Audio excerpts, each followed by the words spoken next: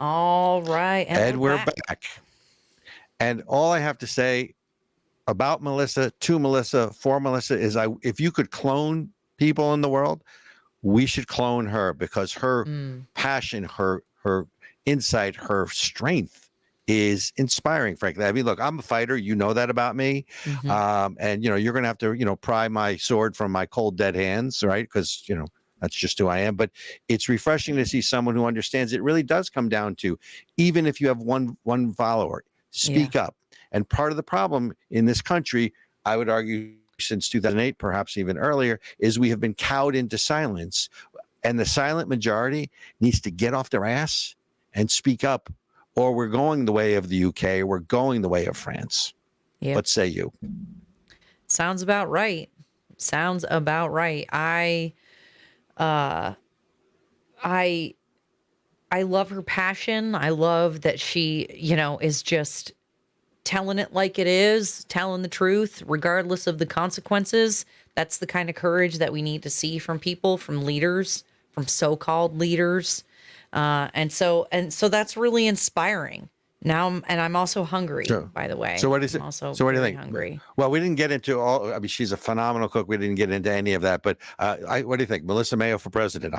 Got my vote. Right? I mean, you want the first woman president? Let's see: Kamala Harris, Melissa Mayo. I go with Melissa Mayo. But, it's got a good alliteration too. It works. Absolutely. It rolls off the tongue nicely. I want to go back to something she brought up, though, because actually I was going to cover it anyways. The part of the problem is there's genocide going on in Africa. They're killing Christians by the thousands, and they have been. And this is Boko Haram, and there's another Muslim group as well. There's another group in Bangladesh. They're killing Hindus by the thousands. These are genocides, right? Israel kills 100 people. It's a genocide. In self-defense, they're killing, people, and taking out terrorists, and they call it a genocide. Yet there's no coverage. And if you look, it's in the media, it's in the newspaper, right? I don't make this stuff up, right? I mean, you're talking about in Nigeria, in the Sudan. Nigeria is one of the deadliest places on earth to be a Christian, right? Nearly 5,000 Christians were killed for their faith in 2023. 82% of those were in Nigeria. Then they go into the Sudan. Then they go into the Hindus it's the Fulani militants, in also, as well as Boko Haram. So it's just, wow. It amazes me that the forget about the U.S. media, who are, in my opinion, compromised is a better word. I was going to say corrupt, but I think they're not corrupt. I think they're compromised, right? They're certainly not unbiased. And Edward R. Murrow, the follower of American journalism, would roll over in his grave, because they're not honest brokers of information, as we like to say. That's right. But across the world, did you ever listen to some of the international news bureaus? Find one that defends Israel's right to defend itself. Find one that covers the other genocides, the genocides that are going on, other than the alleged one that supposedly Israel's committing, right? Genocide in Bangladesh, the genocide, the Uyghurs in Asia, right? The genocide that the Chinese are inflicting on the Uyghurs. I mean, it's just, but nobody covers it. Because it's not beneficial to them. It doesn't help create unrest. That would be the kind of thing that would unite Americans against a common enemy. And you can't have that, Robert. So we can't cover those things. I'm a Christian, and I didn't know about those things. I didn't hear about those things. And so when, how is it that Candace Owens is out here saying Christians are the most persecuted religious people in the world, and people are laughing about it like it's a joke? No, this is a religious war. That's what people do. First of all, they don't want to use the word war, and they don't certainly want to say it's a religious war. But anyone who doesn't understand what's really going on here is basically cannon fodder, right? Yeah. You are going to be casualties of war, unfortunately, when this breaks out, because this is a war between the West, the Judeo-Christian values, let's call them, upon which the West was founded, right? We talk about it. That's what American exceptionalism really is. Because if you look at the founding documents, or you look at the Declaration of Independence, and you look at the U.S. Constitution, God is strewn throughout there, not a denominational God, right? It's not the God of the Christians or the God of the Jews. It's just the Creator, right? We are endowed by our Creator. You can put whatever label you want on it, right? Hashem, whoever you want to put. We're endowed by our Creator with these inalienable rights. That's the evolution of America, right? Is that the power flows from God through the people to the government, and that's what they hate. Yep. Because they can't, then they can't control us. You're right. That because they can't control us. And Robert, it may not be sexy to say in too many circles, but this really is a battle of good versus evil. And you said the word. We're going to get banned. You can't say evil. I agree with you. No. I said it this morning. I was on a radio show and I said, this is evil. If you can't call it out for what it is, we've lost our humanity.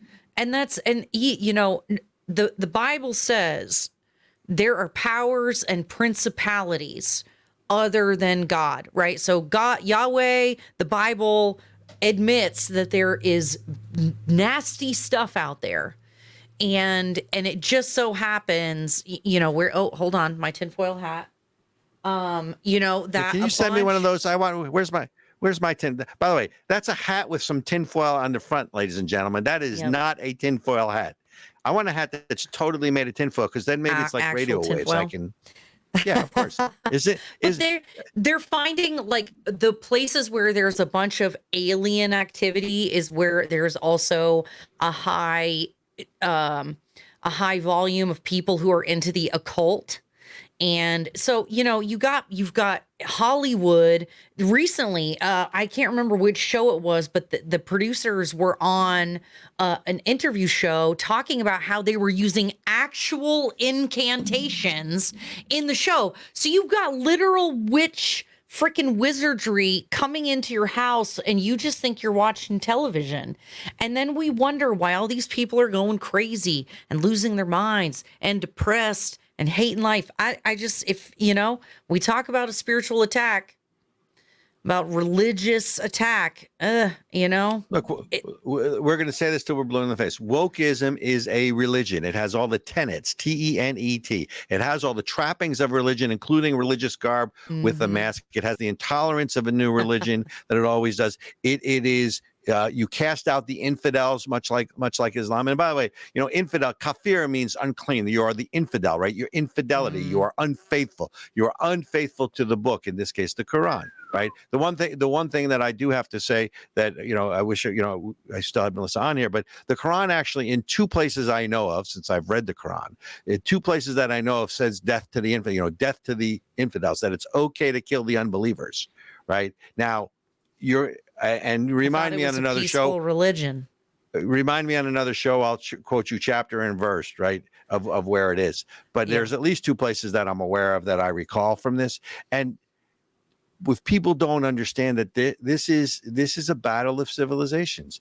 This is a battle of cultures. And right now, that's the whole. We're going to end this show where we started it, right? And there's so much I wanted to cover, including, will the real Tim Walz please stand up, which I hope we get to in a couple minutes, because that's the other craziness that they're trying to. They're trying to pass this guy off on a moderate. Well, the moderate was Josh Shapiro, if you wanted to pick the Jewish governor in Pennsylvania, as opposed to the China-loving radical wokester who comes across as this good old boy, Midwesterner. When you look at his policies, the stolen valor guy. But in any event, this really is a battle between good versus evil, and what this is. They're now in this country, right? People calling death to America are in this country, and you just kind of go, if that's not enough of a wake-up call, I don't know what is. They're storming the southern border. You have no idea who they are and where they are. And let's make a prediction. If Donald Trump wins in November, and I say if only because if it's a free and fair election, I think Trump wins this thing going away. I think that's simple. But if Donald Trump, in some way, shape, or form, is declared the winner of the presidential elections, Can you imagine the violence that's going to erupt in this country? Mm, And I, it's going to, and then Kamala Harris will start bailing out the rioters again, like she did during the Black Lives Matter riots. yeah, I fear for violence no matter who wins, to be honest with you. I feel like the American people. Wait a minute. Donald Trump was almost assassinated. Did you see any violence? No, but I did see January 6th. I mean, we have to have a real conversation. There was a riot at the Capitol. And I'm not even saying I don't understand why people were there rioting. But I can tell you that right now, with the way that things are after Kamala Harris was installed and not elected, you know what I mean? Like, are you telling me that the American people are just going to sit back and be like, oh, okay. Oh, we're just going to accept this election. But Yeah. by the way, they're now saying that there are polls showing that Kamala Harris is pulling ahead of Donald Trump in Florida. You want to know how much that they've got their thumb on the scale? In a state that now has a million the Democrats, they're trying to convince people that, oh, she's the second coming. Yeah, she's the second coming of Obama. And remember, her new nickname is Commie Harris, right? I mean, we're just going to shorten the first name because, you know, between Commie Harris with a K and Commie Walz with a C, right? I mean, you know, it's like it's the Commie twins, right? Yeah. Isn't that what we're? It makes me crazy. Oh yeah. By the way, did you see? I know we're running out of time. Did you see? Oh so no, Tim Walz, we got like 7 more minutes. do we really? It's this 10-minute Yeah. warning pivoting to the events. Oh, okay. You're supposed to send a link, by the way, if you're reading your chat, just because Lord Benjamin is ahead of all of us in all of this. Oh, okay. So I do want to, since we have the time, thank you, Lord Benjamin. I want to go to, you know, I grew up in the 60s where you had all these game shows like What's My Line, right? Yeah. Yeah. You know, and you know, that kind of thing. Well, will the real Tim Walz please stand up? Please stand up. Please Right? stand up. Right, because that's at the end of, you know, What's My Line, right? With a real, you know, because people come in, they're imposters and they're trying to pretend they're other people. I know I'm dating myself because no one else will. I get that part. Oh, hey, it made me think of the Eminem song. So, but I'm with you for both. So you're old like I am. So Tim Walz not only lied about carrying weapons of war, he also has a very close and intimate relationship. I don't mean sexually intimate people. I mean friendly intimate. Okay, just so we're clear, with a Muslim cleric who praised Adolf Hitler online, is allied with the Muslim Brotherhood and the Islamic, and obviously the Islamic terrorist group Hamas as well. And his name is, let me see if I got this right. His name is Assad Zaman, Zaman, who, if you look him up online, on top of everything else, the state of New Hampshire God forbid, the state of Minnesota gave this organization $100,000 of state money. Now, this is a group allied with the Muslim Brotherhood, was you know, praising the attacks of October 7th, are pro-Hamas supporters in all of this, and they're getting from Tim Walz as the governor $100,000. Wow.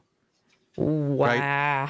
Right? Okay. Well, didn't he also change the flag to look more like the Somali flag? I do believe that is correct because this is still the land of Ilhan Omar as well. And then, by the way, do you know that? So Tim Walz also lived in China, taught in China, honeymooned in China. Now, I'm not saying that he's a Chinese stooge, but let's see. Joe Biden in China, Hunter Biden in China, Tim Walz in China. Now, you know, follow the money, ladies and gentlemen. And by the way, I want Lord Benjamin to look up, what is Tim Walz's net worth? And when did he get it? And how did he get it? That I want to know. All right. I don't know if we can get all that quickly. At least we can probably get his net worth, but that's a really good question. Right. China seems to be like a common link with a bunch of these super shady people.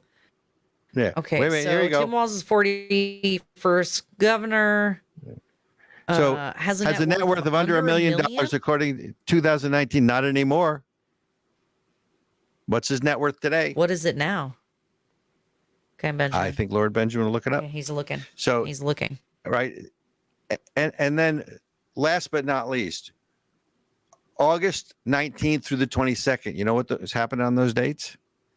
Vacation Come on, you can do it. for me. No. Ooh, how about a vacation for me? I think I need a vacation. I need a vacation. The DNC convention in Chicago. Oh, right. How could you forget? Really? Really? I was Ericka actually, who? Ericka yeah. who? What's your name again? Ericka who? We were thinking about flying up there to cover it, and then we remembered that there's no concealed carry reciprocity, and we decided that we didn't want to die. Not in Illinois. So these pro-Hamas groups have applied for permits to protest at the convention and were issued these permits almost immediately by the city of Chicago. A pro-Israel group called the Israeli American Council applies for a permit and they're stonewalled. They have no permit. Now, look, that's about a week old. So maybe in the last week they got their permit, but these pro-Hamas groups are going to be protesting all throughout the convention, and a pro-Israel group somehow or another cannot get a permit to rally support or pro-Israel support at the Democratic National Convention. How is that? Come on. Look, wait. I asked the questions. You're supposed to have the answers. I don't have any answers for you, Robert. I don't have any answers for you. I'm not surprised, though. None of it surprises me. The Democrats don't care about you. They don't care about their constituents. They don't care about their voters. Again, I'm a broken record in this episode. Kamala Harris was installed. She was not voted for. She was not elected. She's not won a single primary. There's not even a single vote cast for her. Yeah. Because she dropped out of the Democratic primary, if you remember. Right? Yep. Yeah, before I believe before any votes were cast. Before any votes were cast, because Tulsi Gabbard ate her lunch at the debate. Ate her lunch. So you have someone. By the way, rumor has it, and I'm going to stay with rumor as opposed to other sources that I sometimes have, that Tim Walz was picked by one person and one person only. You want to take a guess? He's got three initials. They're BHO. Barack Obama. Yes, sir. Yes, ma'am. Sorry, ma'am. I'm not trying to gender insult you. Oh, are you? How dare you assume my gender? Exactly. Did you ask me my pronouns, Robert? By the way, I think before we assume anyone's genders, we should see their genitalia first, right? Then you can figure out their gender, don't you think? And if you show me your genitalia, then I can figure out what your gender is, don't you think? You know what? I'm with it, and here's why. It used to be, let me do what I want. Is this after hours? It should be. If it used to be, let me do what I want in the privacy of my own bedroom. And then it went from that to let me bring what I do in the privacy of my bedroom out to the public and celebrate me for it. You know what? Let's make people really uncomfortable. You know what? How about you have to show me all of your business? Okay. Ericka, take us home. Make sure to subscribe to this channel so you never miss an episode. And most importantly, have a great day. Thanks for joining us, folks. We'll see you next week.